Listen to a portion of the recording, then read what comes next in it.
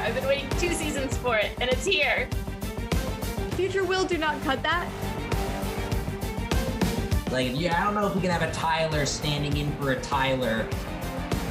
Yes, this is nuts and awesome. More fisting, please. Tyler would roll in and either slap me on the butt or whisper something dirty in my ear. Just being able to find so much joy in Teen Wolf. Welcome to Return to Beacon Hills, a Teen Wolf rewatch podcast. I'm one of your hosts, Kate Colvin, and I'm joined by Will Wallace. Clarissa Mullis. Every week, we'll be watching and talking about the hit MTV series one episode at a time.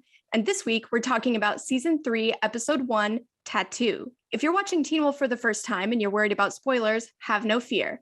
This podcast is broken up into 2 sections, Alpha and Beta. The Beta section is for first-timers who are just now finding this awesome series and don't want to be spoiled about what's to come. The second section, Alpha, is where we go full spoilers and talk about not just the current episode, but the entire Teen Wolf series, as well as its place in the fandom. In the show notes of your podcast app of choice, you'll find time codes for the Alpha and Beta sections. If you'd like to support the show, you can find us on Patreon at RTBH Podcast. There, our Wolfie patrons will gain access to awesome exclusives, like early access to episodes, Full Moon AMAs, the Beacon Hills Movie Club, where we watch and provide commentary for movies starring the amazing cast of Teen Wolf and featuring the work of our talented crew, as well as guest video interviews and a monthly watch party. So head on over to patreon.com/RTBH podcast and join the pack.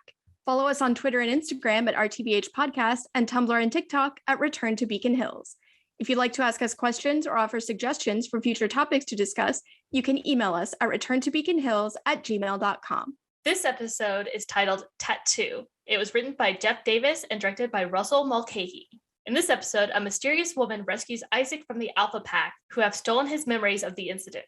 Allison and Lydia prepare to start fresh after the trauma of the previous school year. Allison with support from her dad, Lydia by dallying with a new and temporary guy. Scott starts the new year off by getting a meaningful tattoo while Stiles tries to research the strange animal behavior in Beacon Hills. The sheriff and Dr. Deaton have also noticed this phenomenon, especially after the new English teacher gets a crash course in the insanity that is Beacon Hills High School. Amid the chaos, Derek tries to reckon with the Alpha Pack, who might have plans for him and Scott. Finally, Allison and Lydia discover a strange clue to Erica and Boyd's location. All right, our favorite quote of the week comes from an exchange between an Alpha and Derek. In a fight with Scott, the Alpha says, "Don't you realize what you're dealing with? I'm an Alpha." To which Derek replies, "So am I." And then Derek says to Scott, "Aren't you supposed to be in school?" I love this. It's so adorable. It's amazing. It's a great entrance for Derek in the episode. It's so good. Yes, it is. Both our honorable mentions this week are between Lydia and Allison. The first one, Lydia says, "Yes, it's a double date. It's not an orgy. You'll live." And then in the second one, she says, "Is it me or is Beacon Hills turning into more like Beacon for the totally bizarre and supernatural?" Lydia knocking it out of the park in this first She was episode. on point this week. Yes. It's funny because actually in the shooting script that you gave me, there's more to Lydia's line. The supernatural one? Mm-hmm. Nice. It says, "Is it me or is Beacon Hills turning into more like Beacon for the totally bizarre and supernatural? I honestly wouldn't be surprised if I got home and my mother's fish jumped out of the tank and ate the skin right off my face." Okay. Wow. Okay. I mean, I like the episode version. I think it's succinct but also like that too. I like all the snark coming into it. This is fun. Yeah, that is unusual for Lydia. Yeah. It sounds like something almost that Stiles would say because it's so off the wall. And maybe that's why it got cut, but Very possible. The episode starts with a mysterious woman electrocuting an unconscious Isaac with cables to wake him up quickly so they can escape an equally mysterious threat. Hey, we're introduced to a new character and Isaac's pecs. I think we've met those before. Probably this is Teen Wolf. I love how she shushes him like, "Why can't you just be quiet while I electrocute you? Jeez, I thought you were Derek's beta." Oh. I know, it's dark. Isaac notices that there's a wound on the back of his neck. The woman explains that it's how alphas share or steal memories, which is why Isaac can't remember what's going on. She helps Isaac onto the back of her motorcycle. It looks like she's driving from Gotham back over to Beacon Hills. It does. I guess she's not going to be in Gotham for a couple more years now. Oh, that's true. Hey. Very true. As they drive away, Isaac hears someone coming after them. Sounds like 2 twins on a treadmill. The woman tries to outrun them. There's something very video game-esque about this sequence. Yeah, it feels like Resident Evil, and it's awesome. The twin alphas pursuing them manage to claw the motorcycle's tires, and the woman just barely manages not to get them flattened by an 18-wheeler. Russell paid for that 18-wheeler out of his pocket. Because he just wanted one so badly? Yeah, he wanted to do that shot, and Joe, our producer, was like, we don't have the money for that. So Russell just said, I'll pay for it. I love his and Jeff's dedication to making exactly what they want it to be. They're like willing to put their money where their genius is. Absolutely. It's very cool. One of the twins kneels, allowing the other to launch himself off his brother's back. The woman manages to outmaneuver them. She's like, joke's on you, bitch. I know how to swerve. Are we sure these aren't like secretly hails? Because that like weird, I'm going to launch myself off my brother's back is so dramatic. Very It is very dramatic, but they don't have the hail eyebrows. That No, is they true. don't. Unfortunately, after flying through a glass pane, Isaac and his rescuer find themselves trapped. The two alphas combine into one giant, fully shifted alpha. I really like this addition to the mythology. That the twins can fist each other. Yes, this is nuts and awesome. More fisting, please. I do like the spines knitting together at the end of this transformation. That part is very cool. The woman sends an electrified flare from a modified military stun gun at the monster alpha, shocking them back into their two separate bodies. She kind of hit them with an epilepsy bomb. So much flashing light. Yeah, it's a good thing Erica's not here. Aw. I do miss Erica. By the time their vision clears from the bright light, Isaac and the woman find that the alpha twins are gone. The teaser ends there. New theme sequence. I love the hands reaching toward each other from the earth. One of those hands coming out is Mary Shabilsky, our production coordinator. I do Nice. absolutely love the hands reaching up. Oh my God. Very cool. And we actually have one of those hands that's printed off from the credit sequence that Will gave us. Yes, that's right. That and a wolf. We should include a picture of that. Yeah, we should. But this is, I think that's kind of the introduction of the earth imagery that is going to dominate 3A. Yeah, it's great. That and the fisting imagery. Those two things. Also great. Blissfully unaware of Isaac's trouble, Scott and Stiles are at a tattoo parlor so Scott can get his first tattoo, 2 bands around his arm. Stiles asks if Scott's sure he doesn't want more of a cannibal-like creature as his tattoo, but Scott's expression tells him it's too soon for that joke. Aw, Stiles is so adorable. And I love his longer hair. I've been waiting 2 seasons for it, and it's here. Wasn't there a fan vote about that? I don't know. Like where I they don't like polled fans, should Stiles grow out his hair or keep the buzz cut? Maybe. I don't know. We'll have to look into that. Also, I think it's just really fun that Jeff just decided to write in Tyler Posey's tattoo instead of just trying to cover it up all the time. Yeah, no, it's great. Scott has that tattoo because Tyler got that tattoo between seasons. And there it is. I mean, it just like he did a really good job like incorporating it and making it like it makes total sense. It's not like shoehorned in or anything. Right? Yeah. It's actually kind of like what we were talking about with product placement, where if you put something in to a script from a character perspective, it doesn't feel out of place. Right. You know, as long as you have a real character-driven reason for it, audiences will allow you to work anything into the script pretty much. Absolutely. Scott isn't sure what led him to the 2 bands. He just likes them. The tattoo artist explains that the Tahitian word tatua means leave a mark, like a rite of passage. As the tattooing begins, Stiles promptly faints. Shouldn't the tattoo artist go from a tracing? If it were more detailed or complex, probably, but it's just a thick band or 2. It just depends on how good he is with like doing straight lines. Yeah. Unfortunately for Scott, the tattoo quickly heals over, almost as if he'd never gotten it. Stiles admits that he's relieved because he hated it. Meanwhile, Allison and Lydia are in Lydia's car arguing about a group thing that Lydia has arranged for them and a couple of guys. Lydia can't believe that Allison was in France for 4 months and did 0 dating. I'm glad they had a full summer pass. The events of season 2 take place way too soon after the events of season 1. It makes it so hard to do character growth when it's only like a couple weeks later. Yeah. Yeah. Anytime you see the characters driving on a road in Teen Wolf, it's this one road that snakes through Balboa Park. That road is all over Parks and Rec too. Allison maneuvers the conversation to Jackson, with whom Lydia hasn't spoken since Mr. Whitmore moved them to London. Lydia thinks an American Werewolf in London will be a disaster. Better than an American Werewolf in Paris. Oh. Ha ha! But actually good on Jackson's dad. None of the other parents move their kids away no matter how bad things get in Beacon Hills. See also Argent family. Yeah. With her unsatisfying relationship with Jackson on the brain, Lydia finally admits that the group thing is actually a double date. During this discussion, she and Allison don't notice that Stiles' Jeep has pulled up next to them, with Stiles and Scott inside. Scott had thought that Allison might not ever come back from France after everything that happened during the previous school year.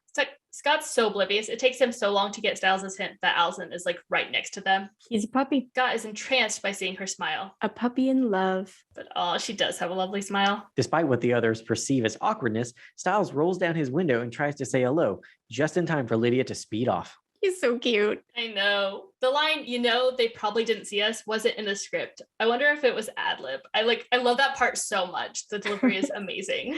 It is great. They end up going in the same direction, which makes Scott worry that Allison and Lydia might think they're following them. So Stiles hits the brakes. Yeah, because that's better.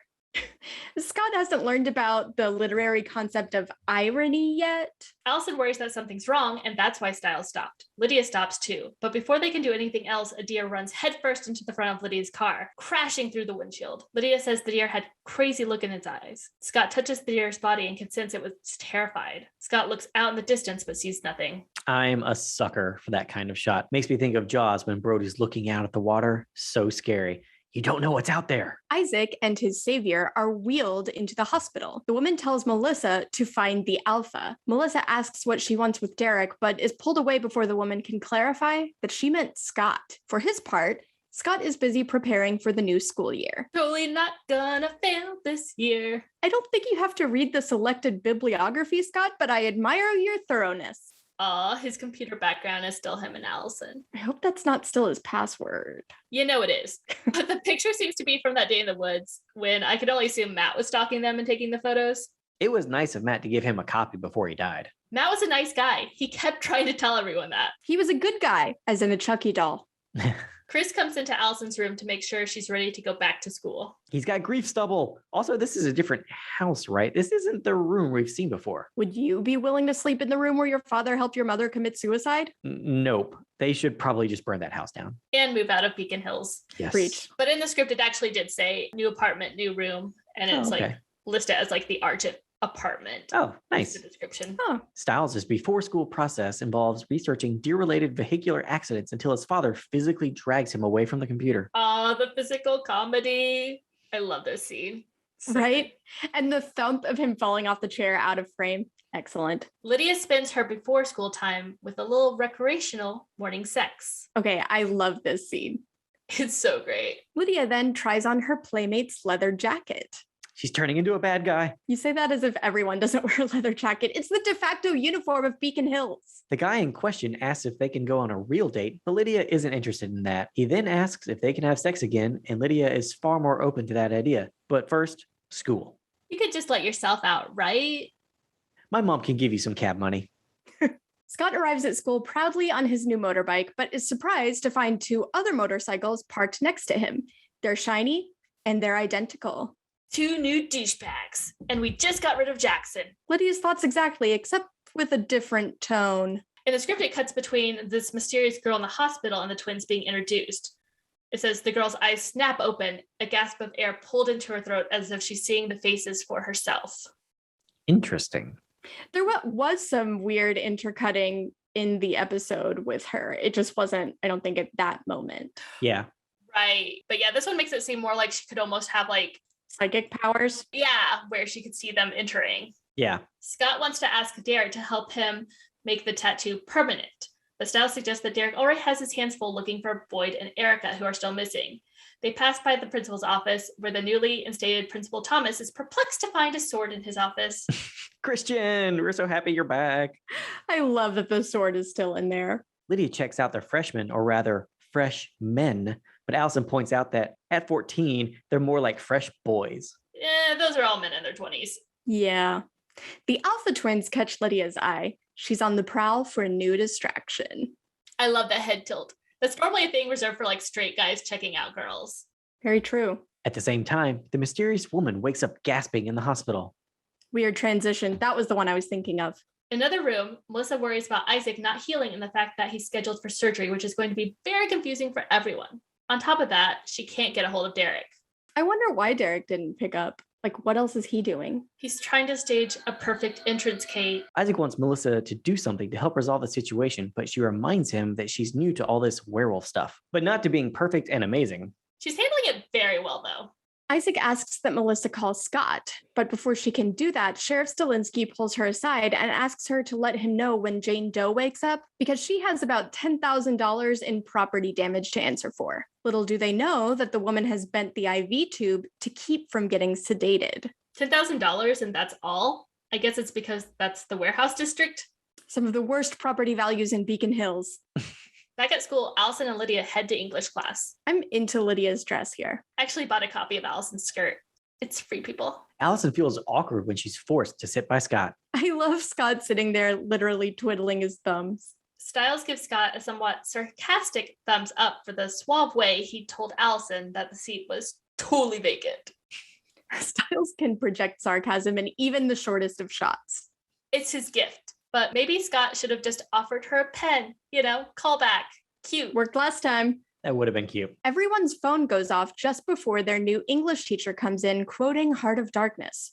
She reveals that she was the one who sent everyone a text just to make her point that phones will be turned off in her class. But also, don't text your students. Isaac encounters someone he assumes to be a medical professional, but who turns out to be an alpha from the Alpha Pack. She puts something in his IV to keep him from getting in the way again. Shouldn't an anesthetic not work on him? I think she's a liar and it's actually wolfsbane of some kind. Oh, yeah. That's definitely what I think. What I'd like to know is, how did no one notice her walking down the hall with no shoes on? To quote Shawshank Redemption, how often do you look at a man's shoes? Melissa was right there. Melissa looks at shoes. That's true. Last season, she said she reprimanded Matt for coming into the hospital with muddy shoes. That's canon. I'll allow it. Melissa calls the school to have them send Scott over for an emergency. The new English teacher tells him that she's aware of his attendance record and she hopes he won't repeat that this year. Scott promises he won't. This session is gonna be different. It's gonna be so different. I know. Always with the crazy ex-girlfriend quotes that I'm just going to have to cut later. Edit this. You know what? Future Will, do not cut that, because there is an applicable crazy ex-girlfriend song for every situation. And I stand by it. Listeners, if you want to hear every single, and I mean every single crazy ex-girlfriend quote, become a patron today so you hear our uncut and uncensored full episodes. Go to patreon.com/RTBH podcast. Thank you. Then Scott leaves for the hospital, where the female alpha angrily discovers that Jane Doe has escaped her hospital room. Should have hit her up first. She's definitely the more dangerous one compared to Isaac. He's just such a sweet little puppy dog. Indeed. Stiles and Lydia, who are still in English class, sit next to each other. Stiles notices a bandage on Lydia's ankle, which he says is where her dog, Prada, bit her for the first time ever. Stiles wonders whether it's related to the deer that threw itself into her car, sort of like how animals act weird before an earthquake. Lydia sarcastically asks whether that means an earthquake is coming. Well, you guys are in California. Stiles just thinks it could be something equivalent, that animals are sensing something bad coming. Lydia thinks it's too soon to tell. After all, the deer and Prada make only 2 incidents, but she barely gets the words out before a bird flies right into the window, followed by another, and another, and then soon we're in the middle of a Hitchcock film. Wow, totally stole my bit. I'm sorry. These CG birds actually remind me, there's a lot of CG in this episode compared to a normal Teen Wolf episode. MTV gave us a little more money for a season opener. Hence the Tippi Hedren moment. Scott arrives at the hospital where Melissa explains that she was hesitant to call him because she doesn't want all this supernatural stuff to get in the way of how well Scott's been doing lately. The hospital set looks great. It does. So proud of it. The surgeon in the OR is shocked and frustrated to find that a knocked out Isaac doesn't seem to need surgery at all. Scott is stalled when a blind man asks him to help him navigate the hospital. All the while, alphas prowl through the hospital, claws out. They can't seem to keep their claws in for any period of time. One of the alphas throws Scott into an elevator. Don't hospitals have cameras? Not this one. Wait, no, that's not true. We saw hospital footage last season. I don't know how this works. The alpha kicks Scott's ass inside the elevator. Scott's pointy little ears. This set was a rental and it was like separate from the rest of the sets we have. So it was really just those 4 walls. So they were really throwing each other around in there. And so from the outside, you could see the whole thing kind of shake a little bit as they were filming. That's awesome. That is very, very cool. In the script, it says, but Scott is like a puppy attacking a Rottweiler, and it smashes him from one wall to the next, knocking the breath and nearly the life out of him. Poor puppy. Oh, so Ennis is named in the script. Mm-hmm. Interesting. They all are, I believe. But you don't actually hear their names yet. Except for Deucalion. Luckily, Derek had come to the hospital to help Isaac, and he steps in, pulling the alpha off Scott, also telling Scott that he should be in school. Derek was waiting around for the perfect moment to come into the fight, like a true Hale. Yes. I feel like Derek took the summer to improve, and he was like, okay, this next year, I'm going to be super motivational to the teenagers. I'm going to talk about going to school and studying and stuff, and they're going to be so motivated to get their lives together. In the aftermath of the bird attack, Stiles pulls a feather from Ms. Blake's hair. I love that bit. He's so helpful. It's so cute. It's just like such an adorable little Stiles thing to include. Chris comes to check on Allison, only to be taken off guard by a question from Sheriff Stilinski. Stilinski had heard Stiles say that Chris was an experienced hunter, so he'd hoped Chris could offer some insight on the strange animal behavior. Chris says he isn't anymore. When you stop doing something, you lose all of the knowledge of that thing. Everyone knows this. Stiles' face in the background. Hilarious. Sheriff always expects so much from people about animal behavior. Like, first it was Deaton, now it's Chris. You're a vet, you're a hunter, you know all these things, right? He really just needs like a slew of animal experts in the police department. Yeah. Stiles complaining to his dad about asking Argent isn't in the script. Again, I wonder if that was improv, because he kind of like confronts his dad like, what are you talking about over there? Don't do that. Derek carries Isaac into the Hale house. I love how he carries him bridal style. Adorable. It is so cute. Aw, he's a good alpha sometimes. A little bit. Scott asks if Derek still lives there, but Derek explains to Scott that the county took over the Hale's old property. There's just something he needs there that can help Isaac, who hasn't fully healed on the inside. The county took it? That is so sad. Oh my God. Why can't Derek have one thing? Now that we know a Teen Wolf movie is coming, all I want is like him to have like rebuilt the Hale house. That'd be very, very awesome. Scott tries to ask about the Alpha Pack, but Derek doesn't want him to get involved. He tells Scott he owes him for showing up for Isaac, but Scott can go home now and be normal. Yeah, he knows that otherwise Scott will yell at him later for ruining his life. You are not wrong. He's grown so much in that like 3 months and 2 weeks since he first met Derek. Yes. Scott says that Derek can pay him back now by helping him with his tattoo. There's kind of a lot going on right now, Scott. Isaac is unconscious over there. True. He doesn't hesitate to ask for things. Nope. No matter how much is going on, he will stop and do something for himself. Back at school, Jane Doe approaches Allison, whom she calls by name, and asks where Scott is. She is everywhere. I know all the teenagers in this town. Like, maybe she just has like a Beacon Hills high school like yearbook. The woman grabs Allison and Lydia's forearms and holds them tightly enough to bruise, then runs off before the Alpha twins can come closer to her. Chris witnesses the incident and insists on taking Allison and Lydia out of school for the day. He reminds Allison that they had agreed only to stay in Beacon Hills if they wouldn't get involved in supernatural stuff anymore. Why did they stay in Beacon Hills? Sheriff Stilinski asks Dean about the strange animal behavior. Dean adds another incident to the list, a room full of domesticated animals that hurt themselves until they died. Oh my God. Yeah, that's too sad. Teen Wolf, dial it back on the animal deaths. I'm not here for that. Only people deaths. Yes. Stiles joins Scott and Derek at the Hale house. Derek flashes his alpha eyes and can see Scott's tattoo beneath the layers of skin. He asks what it means. Scott says he doesn't know, but he keeps drawing it. To demonstrate this, he traces 2 bands in the remains of Derek's family. Oh my God. And the worst part is what he draws is basically a boob. Yes. Can't be unseen now. Oh my God, you guys are just like so ridiculous. I can't even. Stiles tells Derek what tattooa means in Tahitian, echoing the tattoo artist from earlier, and winks at Derek. I love his little wink there. That's just like the greatest thing ever. He winks at Derek, guys. He's a little flirt. Oh, yeah. But in Samoan, Scott explains, the root word means open wound. That's how Scott feels about his relationship with Allison. Derek warns that making the tattoo permanent will be the worst pain he's ever felt because it will require a blowtorch. Stiles tries to leave, but Derek says he needs him to help hold Scott down. I hope he doesn't pass out from, the burnt flesh. Yeah. I wonder who did Derek's tattoo. Do you guys think Laura did it? That's an interesting idea. After all, it happened in New York. She could have had one too. We wouldn't know. That would be cool if all the hills had the Triskelion on their back. So is it just you burn away the top layers of skin so fast that the skin can't keep up with it and stops healing? Follow-up question, can you imagine doing that to yourself after your family was burned alive?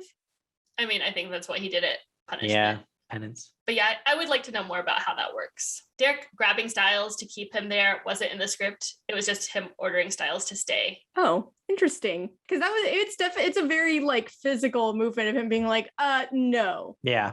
You cannot leave. It's great. Scott passes out, but he wakes up with a proper tattoo. I would really like to know what Stiles and Derek talked about while Scott was passed out. Absolutely. And I've read many a fic filling in that gap. As he and Stiles are leaving, Scott notices that Derek has painted the front door.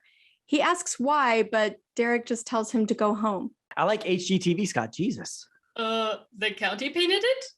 Just let him have this one thing, Scott. Scott uses his claws to scratch off the new layer of paint, revealing the Alpha Pack symbol. He's going to be picking paint chips out of his nails forever, which is deserved because that is a dick move.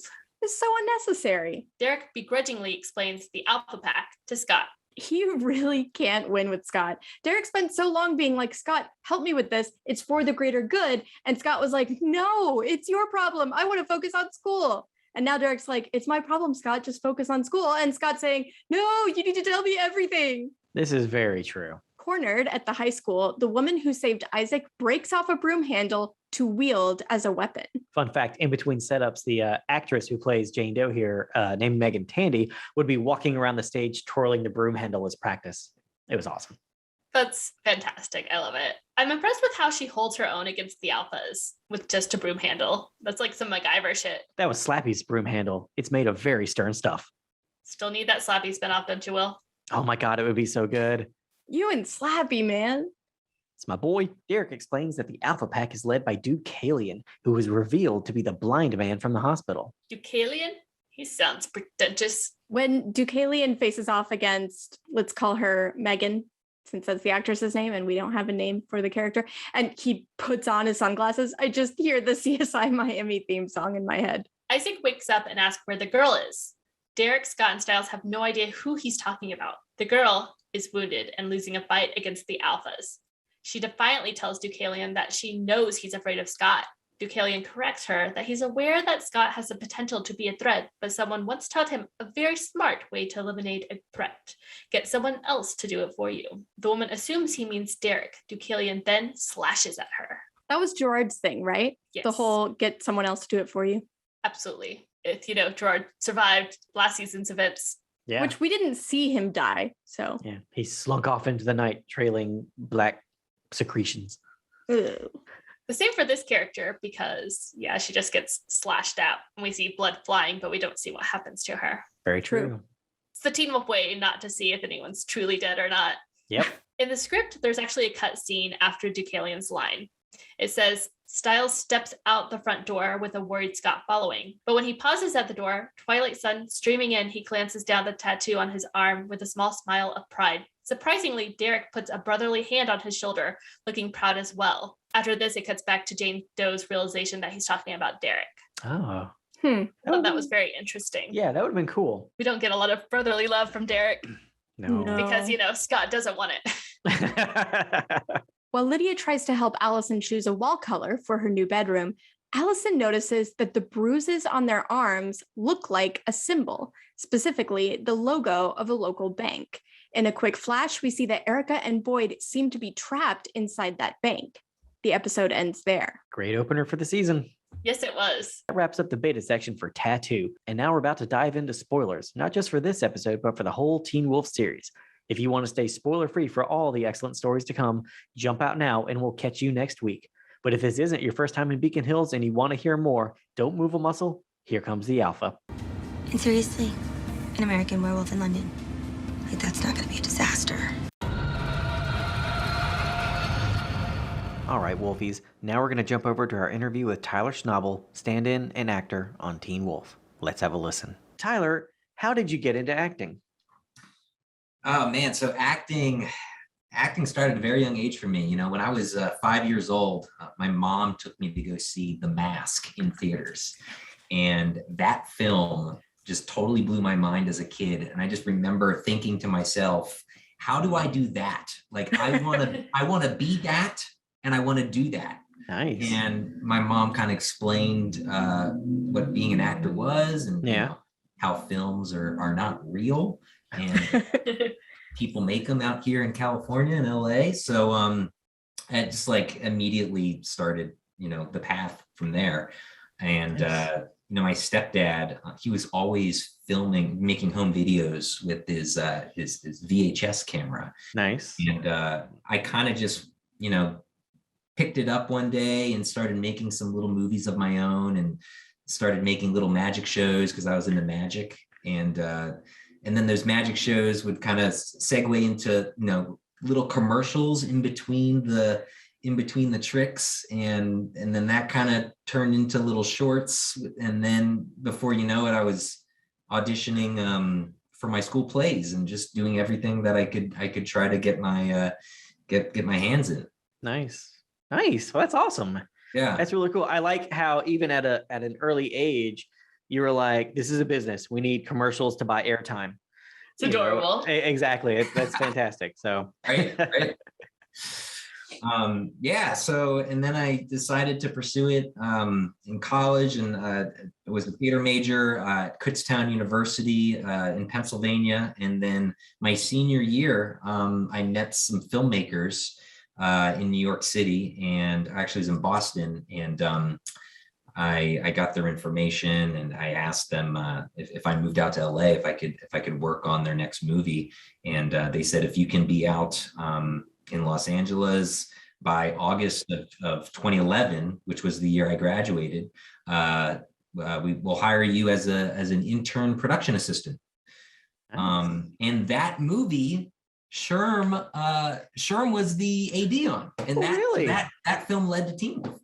That's awesome. All right. Well, segue writing into the next words question, Kate. Perfectly. Very, very well said, Will. How did you find yourself in Beacon Hills? Yeah, so I met a man named Eric Sherman. Everyone knows him as Sherm. On that first movie that I worked on, that was called It's a Disaster, directed by Todd Berger. Great film. Check it out if you haven't seen it. And that movie led to me PAing for Sherm on other projects. And one day he called me up and he's like, hey, Schnabel, I got this new show that I'm starting. I was wondering if you wanted to be a PA on it. And at this time, I had been PAing for, a little, maybe 6 months. And then I transitioned and started doing background work for another 6 months. And I had learned then that being a stand-in was a career opportunity, and it was something I was very interested in. So I asked Sherm if I could be a stand-in instead on Teen Wolf, and he was like, I remember his reaction. He was like, "Yeah, I don't know. The lead actor's name's Tyler, so that might get a little complicated." Like, yeah, I don't know if we can have a Tyler standing in for a Tyler. But yeah, I'll call casting and see if we can work something out. And Sherm did just that, and I thank him so much for doing that, because that really just catapulted my whole career out here, I'd say. Nice, fantastic, yeah. So there was, yeah, yes. Well, there was never a Tyler shortage on the set of Teen Wolf. So. Yeah. No. They're like, well, if we have a stand-in named Tyler, I guess this Hecklin guy over here, we can cast him too. He's okay too. Yeah, that's fine. Whatever. That's probably fine. Funny enough, I believe I started out standing in for Tyler Hecklin on Teen Wolf. Oh, nice. Yeah. Very cool. And then I think I kind of pivoted over to Dylan, and then wound up pivoting over to Tyler, and then kind of just stuck as Tyler's stand-in. It was just a good fit. Nice. But really, there were 3 stand-ins, that myself, Trevor, and Holly. Yeah. And we kind of just rotated between all the actors pretty much. Nice. Yeah. That's very cool. Very cool. The third stand-in was named Holly. Yeah. Yeah, that was Holly. So there was Tyler, Holland, and Holly. Yeah. Yep. Yes, it was. That's fun. Yeah, Holly was Holland's stand-in. Yeah. That's great. Mhm. So after that, they were like, let's not worry about the names. If they have the same name, it's fine. Right. Well, and so that's kind of how I got dubbed as being called Schnabel on set, my last name, just to avoid any further confusion. And by the time, the end of season 3 came around, everyone was just referring to me as Schnabel. And to this day, everyone from the Teen Wolf crew still refers to me as Schnabel. And I love it. I love being called by my last name. It's fun. It's cute. Excellent. Yeah, It's good. cute. So can you explain to fans exactly what a stand-in does on set? Yeah. So it's a very peculiar job, and it can feel a little awkward at times when you start out. But a stand-in is simply you are the placeholder for the actor while the camera and lighting crew set up the shot. Essentially, the actors will come in and they will rehearse their scene with the crew. Everyone kind of watches to see what happens, and a stand-in's responsibility is to sort of memorize the blocking and the movements of your actor. And after marks are put down on the ground, little pieces of tape that look like a T, after marks are put down on the ground, they dismiss the actors, and then the crew gets to work setting up the camera and the lights exactly where they need to be. And that can take upwards of, an hour to 2 hours sometimes, depending on how complicated the setup is. So instead of, having the actor who has a lot of pressure, memorizing lines, and sometimes can be a very emotional scene, they get to go prep their scene in their trailer, and the stand-in comes in and kind of takes over for them while the crew sets up. Yeah. So what was a typical day like on set for you? Typical day, and I'm still actually standing in today. I'm a stand-in on station 19 right now. Nice. Oh, cool. Yeah. So still going strong. But a typical day, right now it's been different because of COVID. But let's wash all that aside. And a typical day on Teen Wolf. I would come in, have our little folding chairs, right? Everyone in the crew has a folding chair. I would normally set up my chair behind some of the monitors, and we would just kind of go throughout the day. We would watch the scenes. I would stand on my mark. I would rehearse the scenes, sometimes with or without dialogue, with everyone in the crew. And then usually Tyler would roll in and either slap me on the butt or whisper something dirty in my ear, and then he and I would do the switch. I would go back to my seat, and then they roll cameras, they roll sound, and I would just watch the scene and take notes for anything that changes. And then rinse, wash, repeat. Nice. It's great. Nice. Yeah. Definitely a job I don't think a lot of people know about. That Oh, there's yeah. this Yeah. other- If you're not familiar with how the process works. It can be so strange because sometimes you work with stand-ins that you've never met before, and sometimes the blocking might require you to stand inches away from their face for an extended period of time, and look directly in their eyes, because that's what lighting needs to see, you looking at the actor. And then they'll put these random lighting meters in front of your face out of nowhere, and usually have tons of people moving around you, and you kind of just have to stand there still and just focus to make sure that you do what anyone needs you to do. But at the same time, it's also an incredible position, because you're sort of a fly on the wall, and you get to observe every aspect of what goes into making a movie or a television show. It's a really excellent learning experience for anyone who's interested in working in the industry in any position. That's awesome. I could definitely imagine. Yeah. To see all that would be really incredible. Yeah.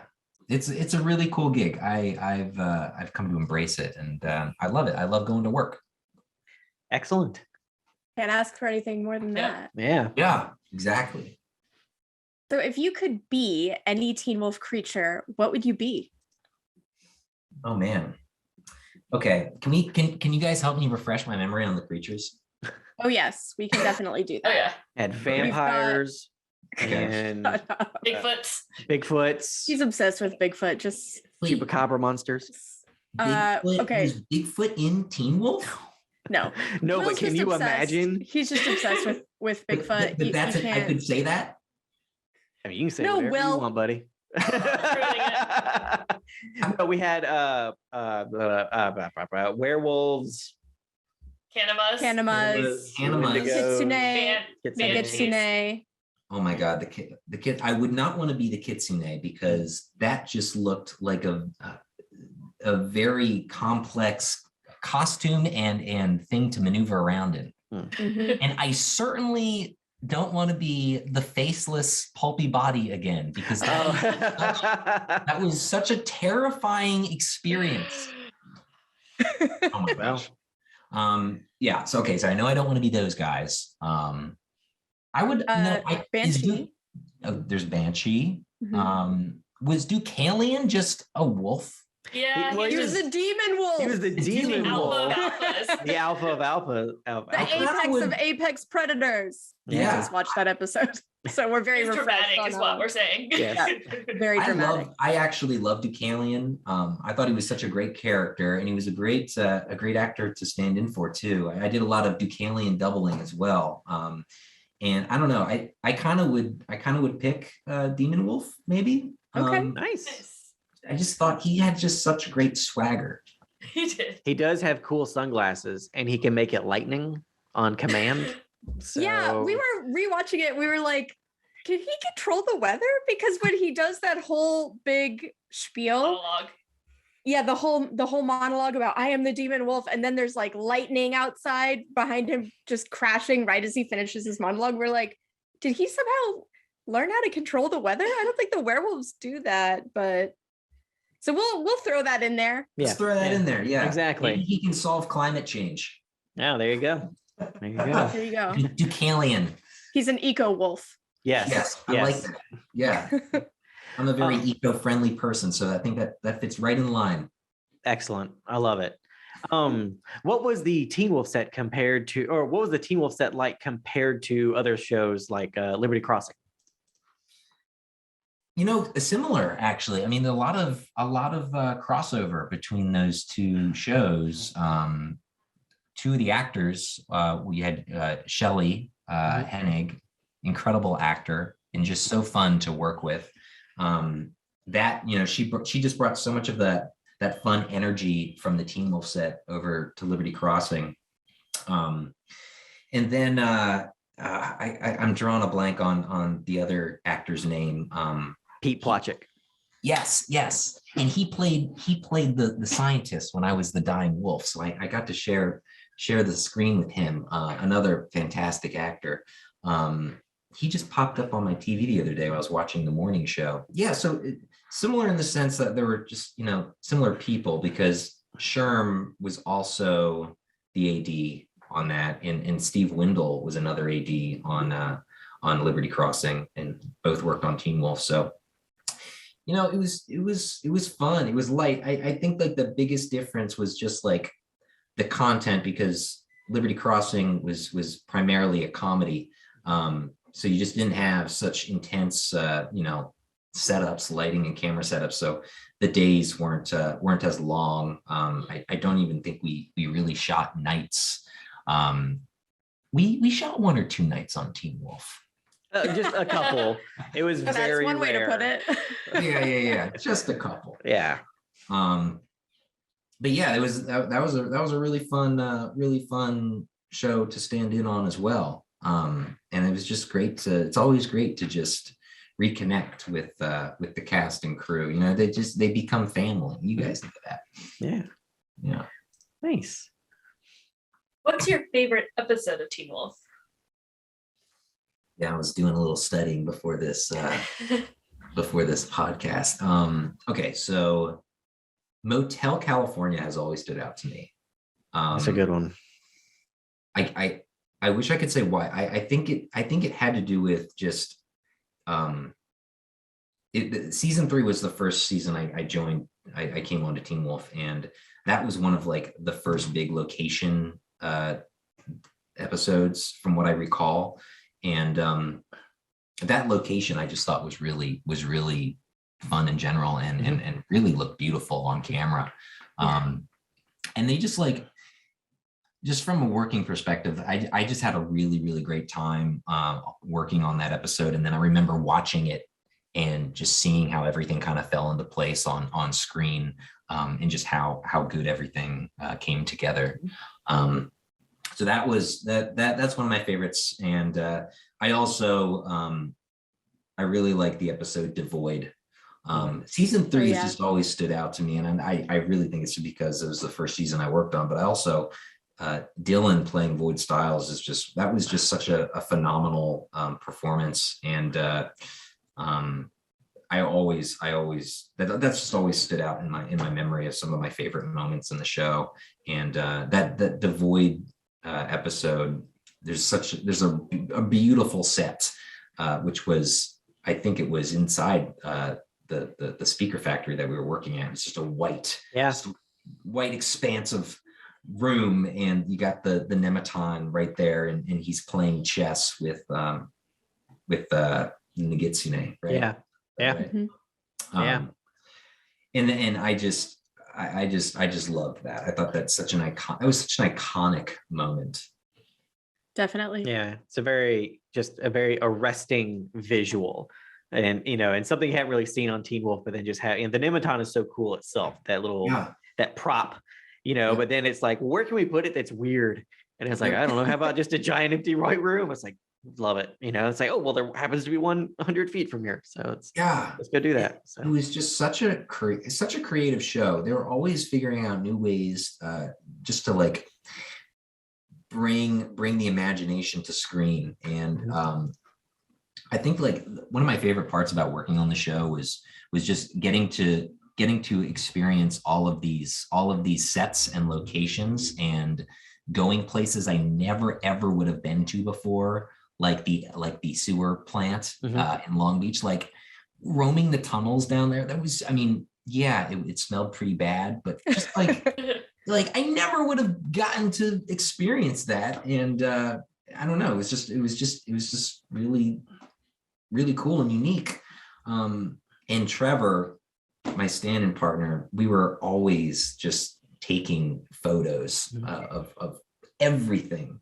And kind of just like it kind of became a little game, because it was right around when Instagram started to get big, and we were just like, okay, how can we take a picture of this stuff but not leak something on the episode? There was like a fine line, but then like the show really, they really opened up and started embracing the social media, which I honestly, it's like it really helped with the show in the long run. Absolutely. I don't know. I don't think any show's done it better than Teen Wolf did. They totally just embrace social media and just look what happened. Yeah. We did it right. Mm-hmm. Do you have a favorite picture that you took from a Teen Wolf shoot? I do. I posted it a few times on my Instagram. It's a photo of Arden in the rain. And I've seen that one before. Yes. Yeah. It's such a good one. Fantastic. Has out her I don't know what the technical term her is. Sword, her katana. There it is, katana. She's got out her katana, and you can see like there's like a man under an umbrella and like a boom mic and like a crane, and there's just like these cool angles and silhouettes. And I think like the umbrella's red and it's like the light is shining through it. I think that was my favorite photo that I took on the set. Yeah. It's a good one. Thanks. Good one. Thank you. Yeah. You touched on this a little bit, but you did a feature last year where you reunited with fellow Teen Wolf alums Steve Windle and John Gross. What was it like working with them outside of Teen Wolf? Yes. So that was so fun. And just a really intense experience too for me. That was probably the hardest I've ever worked on anything creatively in my entire life. And having Steve Windle and John Gross be a part of that, with just I couldn't have done it without them, honestly. And it's so true. Everyone involved on that, I couldn't have done without them. It was a group project, just like any movie and TV show. But Steve was our line producer, and he scheduled the shit out of that movie. The movie is called Willie Jamaile and the Kakacoon, by the way.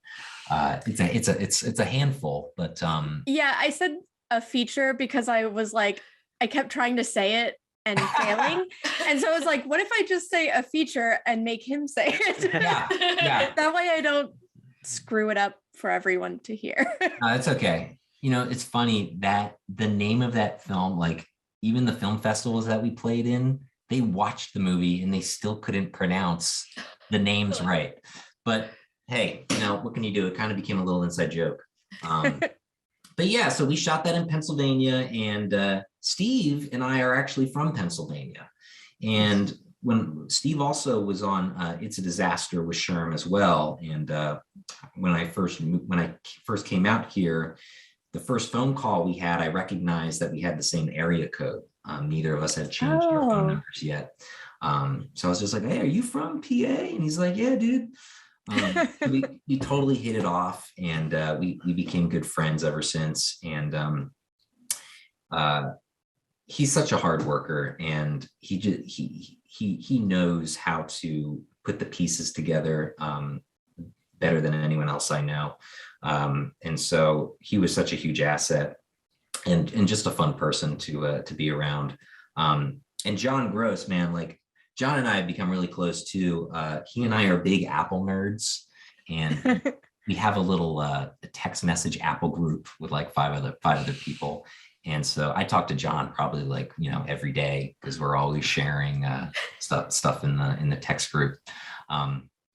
But John, he brought the Kakacoon to life. The Kakacoon it's a mythological creature that my character is hunting.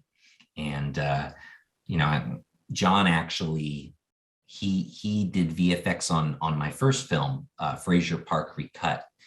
He helped with a special effects shot at the end of the film, and I asked him if he wanted to help out with this one as well, and he did. And I'm so grateful, because it's so cool, what he and his team was able to create. I kind of like, me and my partner Ryan, he co-wrote and directed the film with me. The process was sort of like, okay, well, what do you want the creature to look like? And then they kind of like sketched out, some images, and then they sent them over, and then we had some revisions, and then they started to render them in 3D, and then they started to add the color. And then once we had the footage, we sent them the footage, and they put it in. And the process was really fun, and super professional. Those guys are all pros. Nice. Very nice. That's great. To see that. Okay, so this on Amazon Prime. Oh, is it? It is? Yeah. Oh, all right then. Then I will definitely go check that out. Fantastic. Shameless plug. Both movies on Amazon Prime. No, fantastic. We want everyone from Teen Wolf that we talk to get all their stuff out there to the world, just because we want everyone to work. We're here to signal boost. Exactly. That's the plan. So okay, so this isn't a question at all. I just wanted to say how awesome it is that you worked on Parks and Rec, and it's probably like one of the greatest shows of all time. So thank you for your service. Dude, on that. Also, you're welcome. You are also Pete Plotchik was there. Yes, he's Ellis in that scene, or in that story, in that B story, and all that. And so that's so interesting. Another Teen Wolf crossover. I know, man. It's wild. I remember telling him about that too, when he came back onto Teen Wolf. But dude, that Parks and Rec moment, I literally, it's like without fail, someone always points me out in that episode. Every year, they're just like, "Oh, I just saw you in Parks and Rec." It's like it was my smallest role, but apparently my most popular. Well, hey, yeah, People love Parks and Rec, Yeah, so. it's so good. Do you have any fun memories from filming season 3 that you'd like to share? Yeah. Oh my God, too many. I'll start with this one. Season 3 was the season where there were 5 Tylers that were hired. You had Tyler Posey, Tyler Hecklin, myself, and then there was Tyler Hickman, who came on as a production assistant. And then you had, I believe she was in the hair department, and her name was also Tyler. And there's a picture that we decided to take together of all the Tylers out by base camp, and it's somewhere on my Instagram if you scroll back enough. But in the very background, Dylan O'Brien is photobombing. Nice. He's got his hand up with the peace sign, just like, peace, dude. Nice. Yeah. Very cool. That was a good one. That was a great memory. Doubling Dylan for the first time was a really fun memory. It was the first time we kind of had like got to bond too on set. Just both of us looking exactly the same. And we got a picture together with that. So that stands out in my mind. Going to the abandoned mall was a really fun memory, and just another like really unique location, and getting to kind of stand on the escalator and take some pictures. And I think that's now like an influencer hotspot. Like I think Beyonce filmed there. And then it blew up. Yeah, exactly. I haven't been there since. I actually, that's not true. I think I shot there once more on a show after Teen Wolf, but I haven't been there probably in over 5 years or so. But my niece went there and took a bunch of pictures, and she said it's just like there's all this like cool tagging with graffiti inside the place now. But yeah, I guess Teen Wolf did it first, right? Oh yeah, exactly. First did it best. Got to represent. Yeah. So so you're a writer and you're a writer and director as well as an actor, but which of the jobs do you enjoy most? Man, Will, that is a hard question. I don't know if I can honestly answer that. I think I really like both. Directing is fun because you really get to see your vision come to light, and I don't know. It's just you get to work with everybody, and whereas an actor, it can kind of be a little isolating at times. You're kind of in your own world, and you're working with your scene partners, but you're really mainly just focused on the performance, and you kind of have to trust that everyone else is going to do their part. And as a director, you have to trust that everyone is going to do their part too. But you just have you have more say, and you get to work creatively in all the different areas, which is really rewarding. But I love both equally, and I think that's why I continue to make movies that I'm acting in.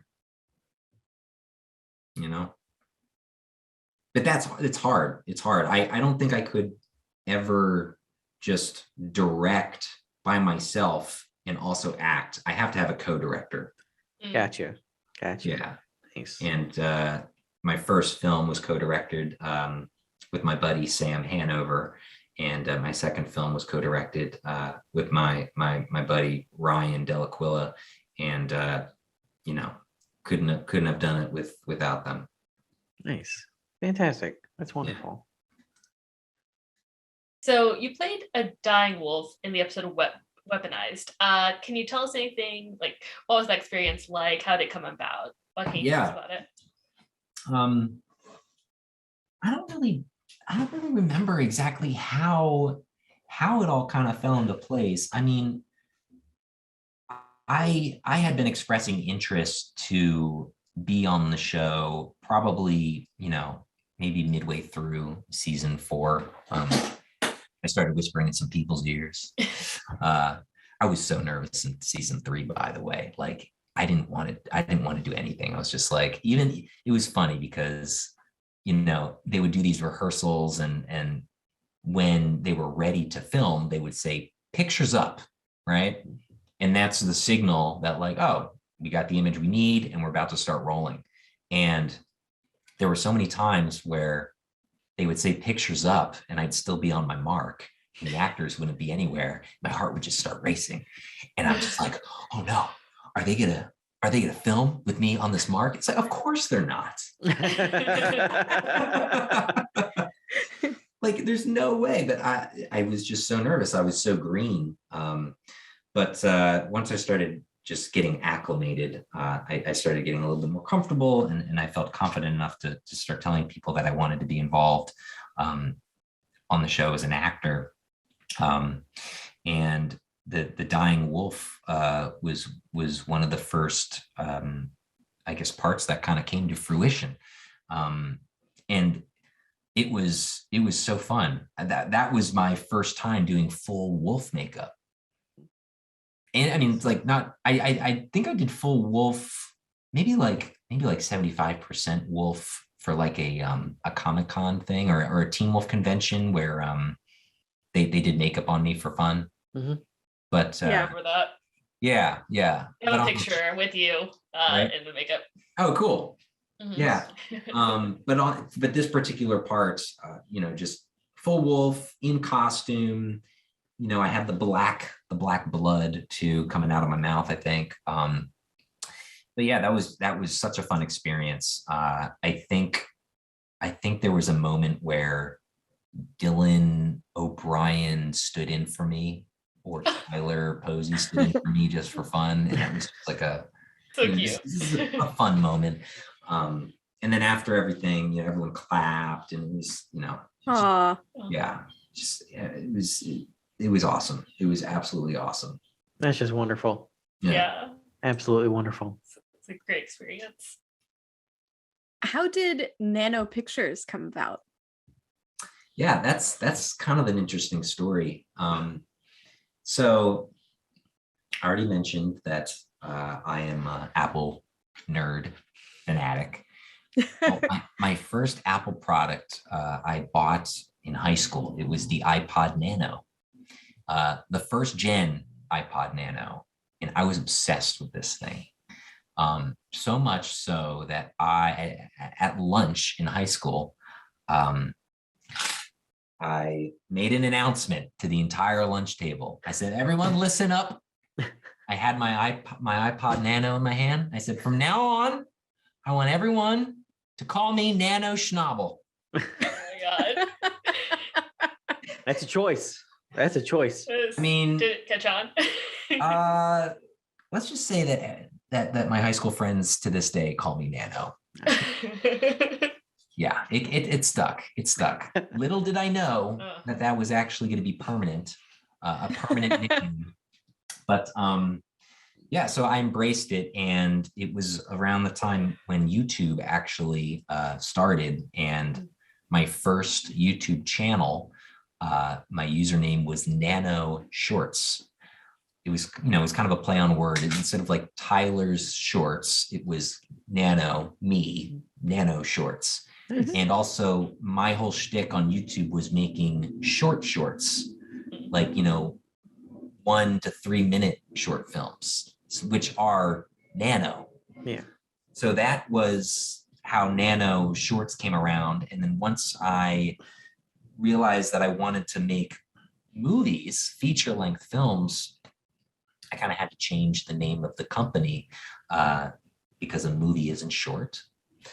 So I did a whole rebranding and changed the company name to Nano Pictures, which is still fitting because my first 2 films are actually on the shorter side of feature-length films. They're both 71 minutes. Yeah, that's the story of Nano Pictures. I appreciate shorter run times at this point in time. I like sit through a 3-hour Marvel movie. I'm ready to like just enjoy some fun shorter films. I've been hearing a lot of that. Yep, I've been hearing a lot of that, and so I kind of want to keep doing it. It's nice to be able to just sit down and just watch a movie and know that you're not going to have to get up and go to the bathroom 10 times. Yeah. I mean, I like long movies, but only if there are hobbits and a lot of walking involved. So otherwise we can keep it short. So a lot of walk and talks, Will. A lot of walking talking. Yeah. Oh, this ring is so heavy. I know, Mr. Frodo. Okay, we're still not watching the director's cut with you. You can talk about it all I'm still not sitting down for a director's cut marathon of Lord of the Rings. So whoa, have you watched it with commentary? Yeah. Each one has 4 commentaries, sir. What? Yeah. 4? Holy yeah. The writers and the director in one. There's cast in the second one. The third one is and the third and fourth one both have crew members like DP and production designers and all that talking about it. So yeah, I know what I'm talking about. So nerd. I embrace it. You say it with derision, but I say it with pride and love. We are all nerds here, right? Yeah, we definitely are. Nerd power. Exactly. We're nerding for Teen Wolf right now, so it's good.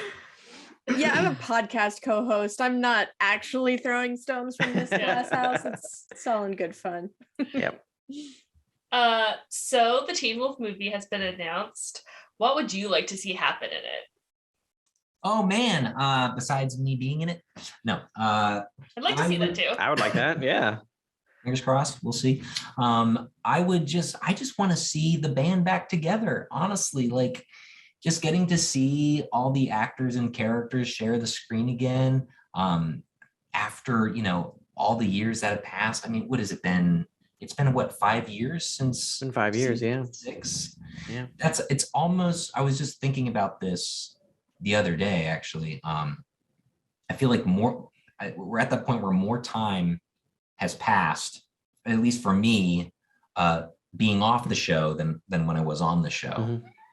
And it was such a mind-blowing revelation because I felt like for so long my life out in LA was Teen Wolf. Yeah. And now I'm moving into this next chapter, where I've been off the show for just as long. But here comes Teen Wolf the movie to save the day. Exactly. Yes. Bring us back in. So I'm not picky, with movies. I just want to see it.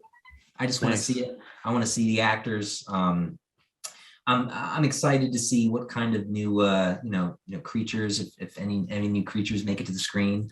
I was sort of envisioning like an epic combo creature, like bringing elements of multiple creatures into one. I don't know, but I Franken creature. Yeah. What's so Will, you're writing this thing, and I worked on it a little bit. Yes. Is this going to be a 3-hour epic? I mean, Jeff was saying, like, I mean, there aren't runtime constraints on streaming. So it's just whatever it takes to tell the story. That's cool. So, I mean, he was down for an epic, if that's what it takes. If it takes exciting 2 hours to tell the story, it's like, go for it. So, yeah. Hey, I mean, if who knows what the future holds, Mm-hmm. but if there's going to be one Teen Wolf movie, you should pump it with as much as you can. Absolutely. Oh yeah. Absolutely. Go big or go home. Yeah, absolutely. Give the fans what they want. No, I'm so excited. I'm really excited. And you guys must be excited too. Very. Oh yeah. Very Definitely. excited. So as touched on before, you attended a Teen Wolf convention, and that was the first time I believe I met you, and you had the makeup on. What was the experience like for you attending a Teen Wolf convention? Gosh, I was a kid in a candy shop, honestly. I was so excited. That was there's this other side of my experience on Teen Wolf, and that was Tyler taking me to so many different events. We went to London together for a Teen Wolf convention. We went to Vancouver together, or Toronto together for a Teen Wolf convention. We went to Portland together for a Teen Wolf convention. We went down to Comic-Con. It was incredible, you know. I learned so much because of all of these experiences that he shared with me. Very grateful. But each trip, you know, each trip was unique in its own way, but you know, just as exciting as the one before it. I just like, you have to understand, someone who's been wanting to do this their whole life, you know, at the age of 5, it's like, I put Hollywood on such a pedestal that when I actually fell into these moments, it was so overwhelming. Sometimes it would hold me back. Like I would get too nervous sometimes, you know. But I finally come to terms with all of that, and I've settled into it, and I feel really comfortable with everything now. Yeah, all the Teen Wolf conventions were just absolutely insane. I actually have this one story where we were at, I think it was the London WolfCon, and the actors were, I guess, set up behind a table signing pictures and autographs, and they positioned me at the end of the table with Tyler, and you know, these fans were cycling through, and then they'd come up to me and just with a huge smile on their face and having no idea who I was, they were just like, "Oh my God, can you sign my poster too?" That's wonderful. And you know, just being in that position, you know, was just, I was so happy to have been able to do that. I don't know. It may sound corny, but like it was so fun. Yeah, it's wonderful. Yeah, it's wonderful. Yeah. The cat thinks it's wonderful too. Oh yeah. Meow, I love it. Meow.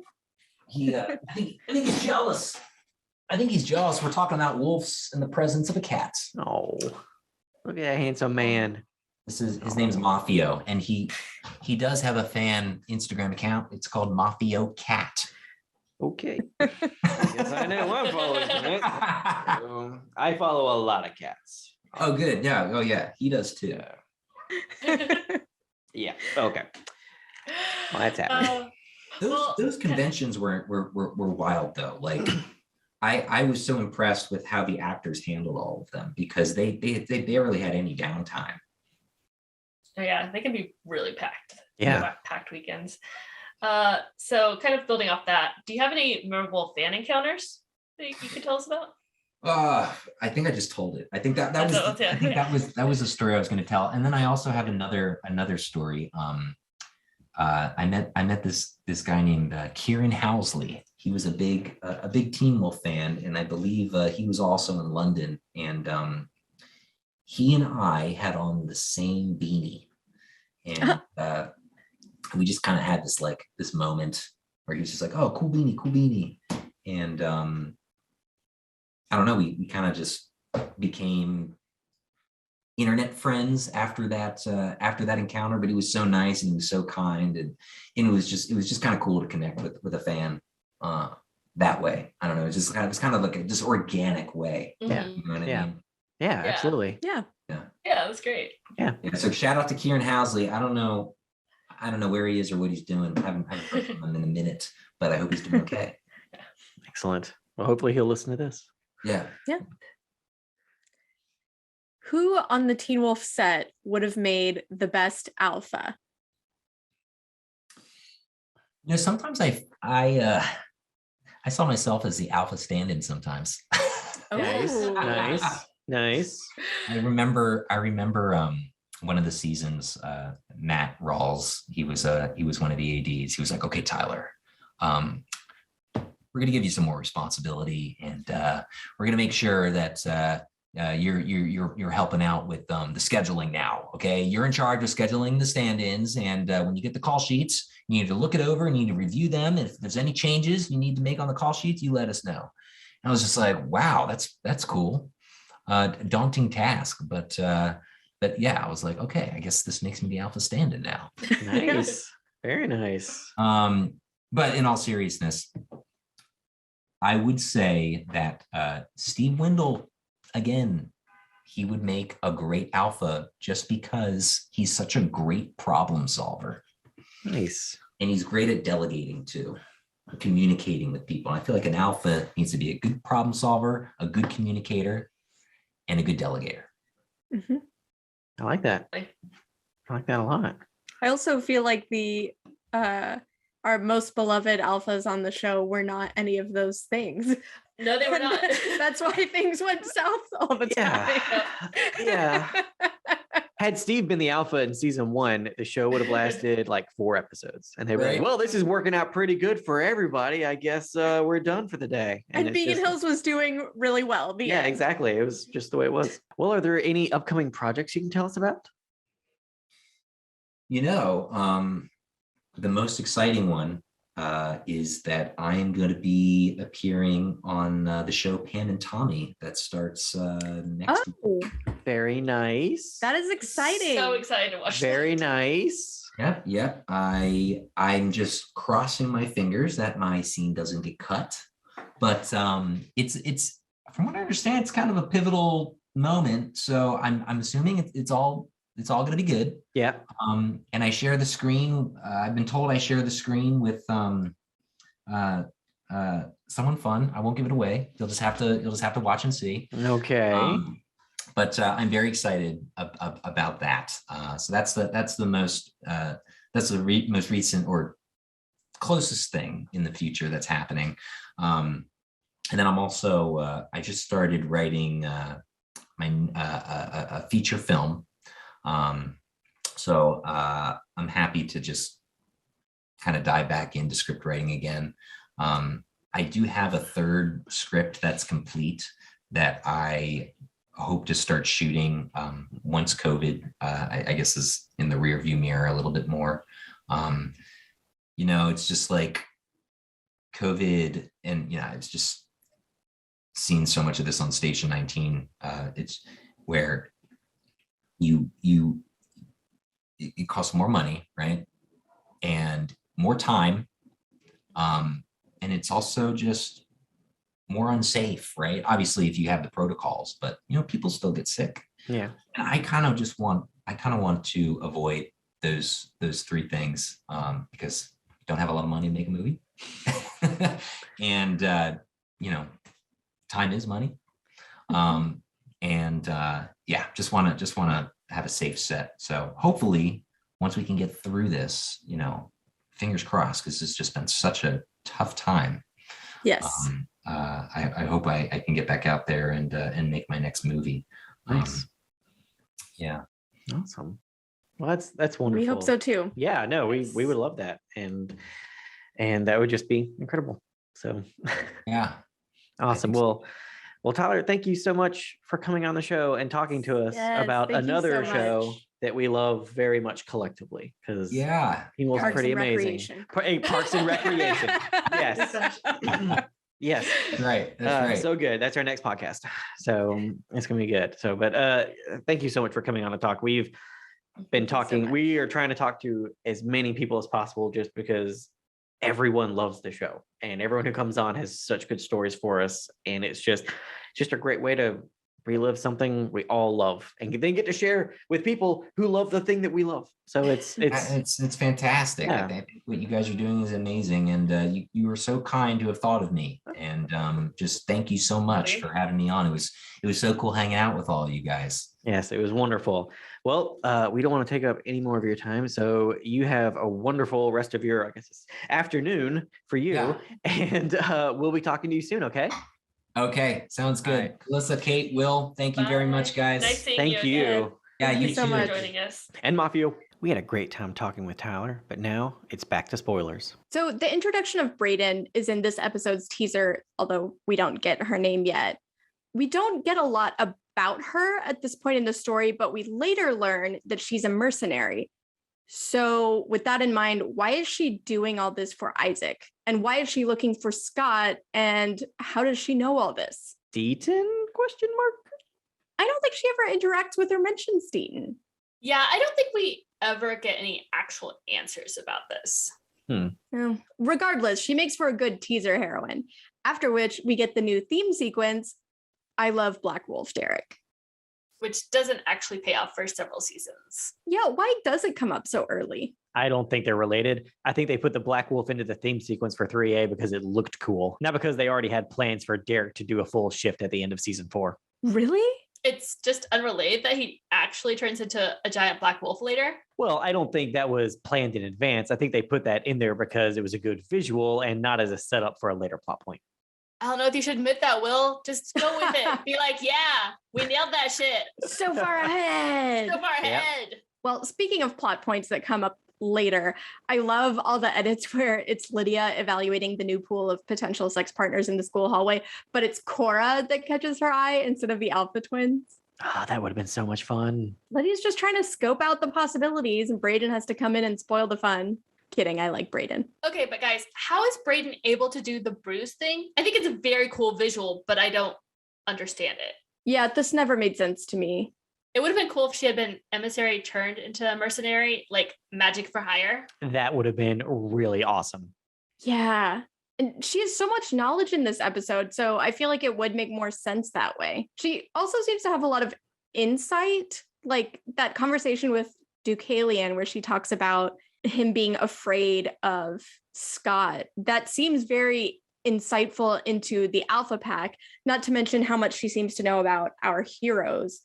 But speaking of the idea of Deucalion being afraid of Scott, I'm not sure I buy that. What about you guys? I don't like it. Yeah. Like this whole, you're afraid of the man he's going to become. It's too like, ooh, there's a prophecy that's coming on. It's like Harry Potter or the Chosen One, everything. What I liked about Scott was just, he was a random boy who's just in the wrong place at the wrong time, who then had to deal with wolfy powers.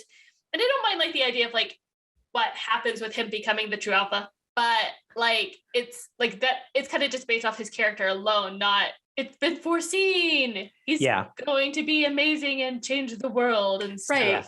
Foreseen by this random character who hasn't even been present for the events of the season. Yeah, I don't care for that. Like it's just so much cooler that Scott gets like sucked into this world, but he handles it to the best of his abilities and then comes out a hero, not that it just somehow seems like he was always meant to be a hero in that way. Yeah. Or even the idea that he was telegraphing it at this point so strongly that a potential adversary could pick up on it. Like it's like visible from space or something. Right. Yes. And I also just like the idea of them, like of it better if the Alpha Pack did come for Derek because he's a Hale and the Hales are like, were such a powerful pack. Right. And he's an alpha already. He's an alpha that they want him to be like part of their pack. And then, with everything, like, Scott keeps getting in the way of that. And then they realize they're going to have to deal with him. Yeah. If they want to do anything in Beacon Hills. But I like the idea of like, they came there for Derek because he was a powerful Hale. Absolutely. And I don't like what's happening here with this whole thing. Yeah. I feel like, though, I wonder if originally Jeff and the other writers were wanting to do Brayden as like more of like a magical character, and that's why she's able to do like the bruise thing, and she seems to have like all of this knowledge, and like I said, the scripter even seems to be a bit more about like psychic thing going on almost. I think that's probably what they were thinking at the time, but then they kill Brayden here. She's dead. But then later they decide to unkill her because we didn't see it. We just saw a splash of blood. So that means, unless you see entrails, they're not actually dead. So, and then later, but you can just push those things back inside. Yeah. That's what super glue was made for in Vietnam. So So then I think later, because she doesn't come back until season 4. So she doesn't come back in this season anymore. But when she does come back, we're kind of done with witchy, magic-y emissary magic. And so it's like, well, we can't really go back to that, so let's just make her something else. You could. You could. that's how long-term storytelling works. But I actually wondered whether they kind of realized as Lydia's banshee abilities were rolled out and expanded upon in season 3 that it would feel like they were too similar. I could see that.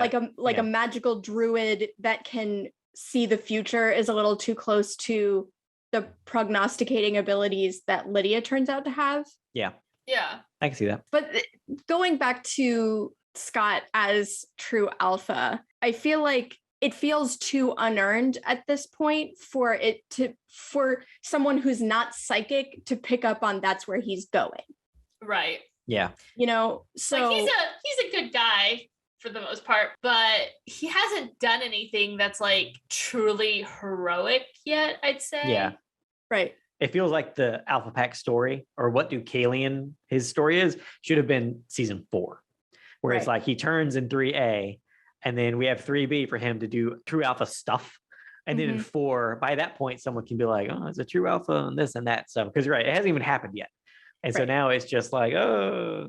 And his character growth isn't there yet, it feels like. Right. I mean, because his newfound heroism, as Stiles put it, really just like started in season 2. Like as of season 1, he was still just trying to deal with his own stuff. It was like lacrosse, Allison. Was there a third item on that list? I feel like it was mostly being a werewolf was even barely part of it at times. I mean, it was really Derek who focused so much on stopping the alpha. Yeah. Right. I mean, Scott wanted not to be a werewolf anymore, but he wasn't as concerned about, I feel like, everyone dying as he was. That's right. I don't want to keep dealing with this, and I just want to go back to normal. Yep. Which is fine. I mean, it's very much like a 16-year-old's reaction to things, but you couldn't look at season 1 and be like, this kid's going to be a true alpha.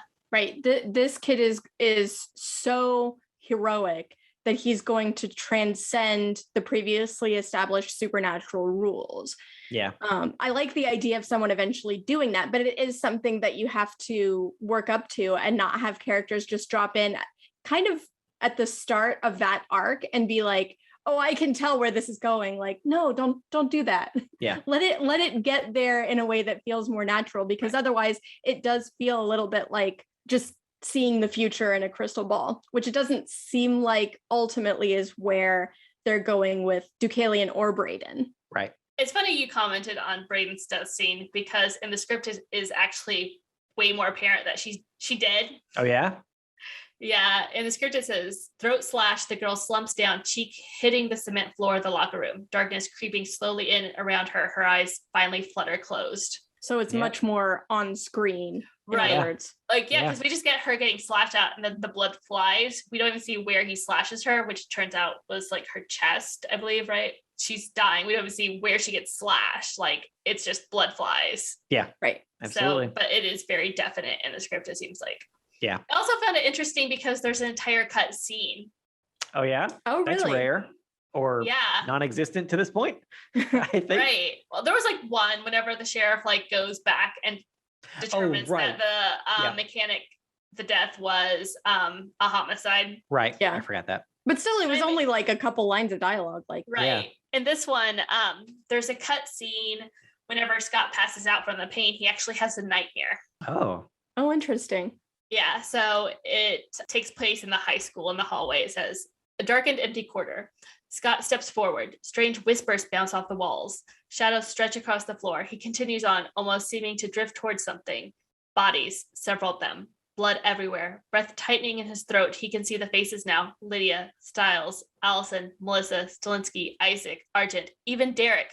I love how they're like, even Derek. Even Derek? It says even Derek.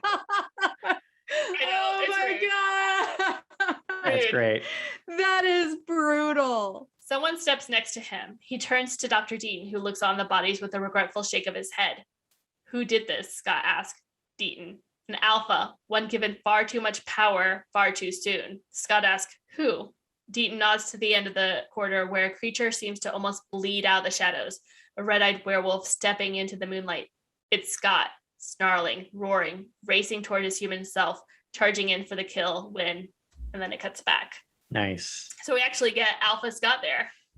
That's really interesting, because that's almost at odds with what Deucalion is saying, because it's like Deucalion, well, I guess Brayden in that discussion with Deucalion is saying that Scott is essentially an alpha in his own right, and he's done that not the supernatural way, but the strength of character way. But his nightmare is about him not having the strength of character to be a good alpha. That's interesting.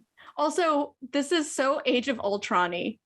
It is. I 100% thought that. It is 100%. It is very Tony Stark seeing all the dead people in the broken shield and all that stuff. Even Captain America. Even Captain America. Yes. So, I like that scene though. I do like that idea. I kind of like what you were saying, Kate, where Deucalion has like one vision of it, and then Scott has the opposite, and it's worse. Like it's his impression is, if this happens, it's only bad. Where it's like, it's going to make me a monster. I like that a lot. But this also does, I feel like, reinforce the whole prophecy aspect of it, where it's just like, this is foretold. Right. Because it's kind of two roads diverged in a wood. Like, we're going this direction. The question is whether it's going to be good or bad. But when you take that out, and especially with Brayden kind of falling out of the story for a while, we don't really come back to that idea of Scott's true alphaness being foretold, which I think is for the best. Yes, agreed. I just would have preferred if some of the earliest inklings of it, as we're seeing here, came later in the story, so that we had more of Scott's character growth first, so that it would feel more earned. Yeah, it's very cart before the horse in terms of character development. Exactly. Where it's like, I feel like the idea of this, of Scott having self-doubt and all this type of stuff, great, love that drama, but it's like, well, where's it coming from? Right. Like you're giving us drama and self-doubt before there's even a reason for those things to exist. Right. And it's like heavy is the head that wears the crown that you're not wearing yet. Right, exactly. It's like a prophecy of a prophecy. Type of thing. It's like, one day you might be a thing, but even then you might not be good at it. It's like, well, I feel like we are way too far out for us to even be thinking about this yet. But I definitely think the story is much stronger without this scene. Although it's very cool, it's much stronger when you really aren't having an inkling of this type of stuff, and then Scott pushes through Jennifer's barrier and his eyes turn red. And it feels much more, he has done something impossible, because up to this point we've never seen that before, that barriers cannot be crossed. That's the rule we have. And then he does it, and then through sheer strength and through will of character and all that type of stuff, and he becomes an alpha in the process of it. So that's just more interesting, I think, than this. So the Age of Scottron. The Age of Scottron. Scene here. But it's funny though, because I was just thinking about the Mjolnir scene in Age of Ultron. Oh yeah. Which is kind of the same concept, that like only Thor is supposed to be able to wield Mjolnir, but like Steve picks it up and it's like, oh shit, is he just gonna be able to do it from sheer like goodness of character? Yeah, it's good. But I was okay with that in Age of Ultron, because we had an entire movie about, Steve being selfless and brave and those things. That concludes this week's episode of Return to Beacon Hills. We hope you had as much fun listening as we did talking about all things Teen Wolf. Follow us on Twitter and Instagram at RTBH Podcast, and Tumblr and TikTok at Return to Beacon Hills. If you'd like to ask us questions or offer suggestions for future topics to discuss, you can email us at returntobeaconhills@gmail.com. Join us here next week when we discuss Season 3, Episode 2, Chaos Rising. Rate and review us on iTunes or wherever you get your podcast goodness. 5-star reviews get a shout out. Have a great week, and we'll see you again soon on Return to Beacon Hills. Dude, it's Beacon Hills.